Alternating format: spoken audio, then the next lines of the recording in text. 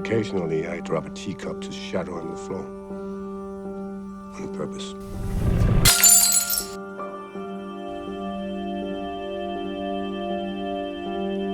I'm not satisfied when it doesn't gather itself up again.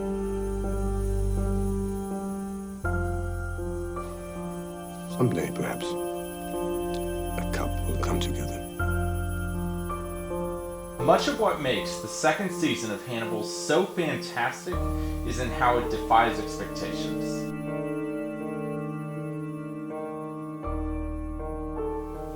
I'm Michael from Pop Spectrum, here to continue my review of the second season of Hannibal with nothing left to hide.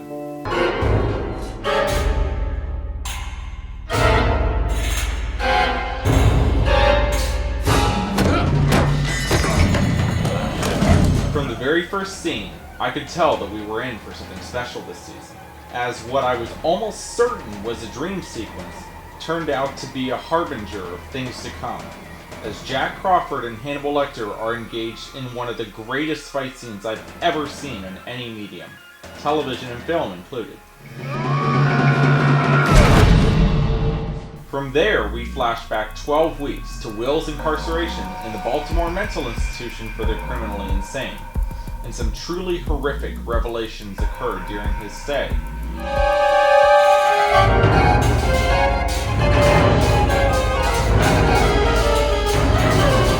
want you to draw a clock for me.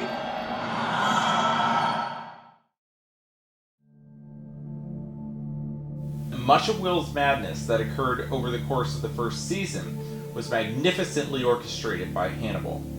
And by the halfway point of the season, Will is free.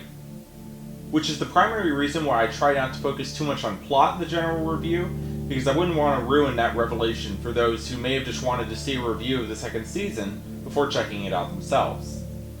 Because the second half of the season is a completely different story, introducing the aforementioned Verger siblings, while the show, at first, appears to fall back into its Season 1 rhythm of Will assisting the FBI with catching murderers, until it's revealed that Will is working for something else entirely.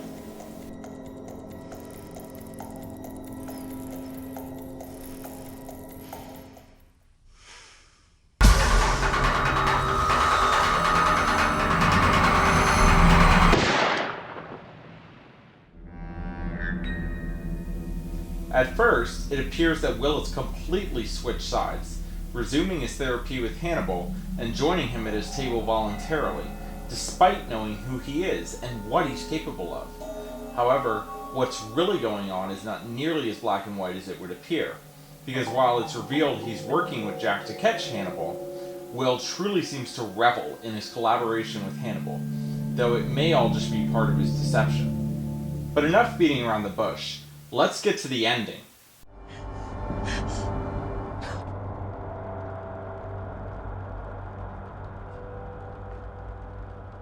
Abigail. I'm so sorry. Oh my god. This has to be one of the most devastatingly beautiful sequences of events ever put on television, as Hannibal completely massacres the principal cast, including Jack, Alana, and Will. Fate and circumstance have returned us to this moment. When the teacup shatters. And then, with a 1-2 punch, Abigail Hobbs is revealed to still be alive, almost immediately before Hannibal slits her throat again in the exact same fashion that Garrett Jacob Hobbs did in the show's very first episode. And all of this happens right before Will's eyes, all because Hannibal discovers that Will is betraying him. There's a reason this has been coined as the Red Dinner among the fan base, in direct relation to Game of Thrones' own Red Wedding, as I was completely floored by the last 10 minutes of this finale, even though Jack's fight with Hannibal was revealed 12 episodes prior to this. And the final shot of Hannibal walking out into the darkness, with the rain falling upon his face, is perfect. It symbolizes all of his sins being cleansed as he moves on from Will now that he knows that their friendship can never work the way he intended.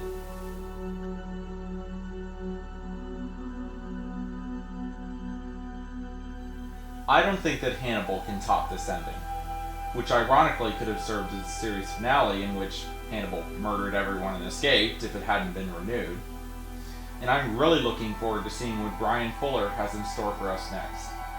But that's all for now. I'm Michael from Pop Spectrum, and I'm signing off.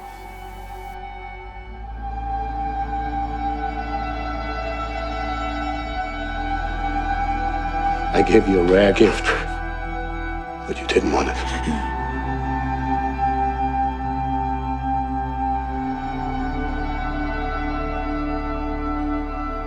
You would deny me my life.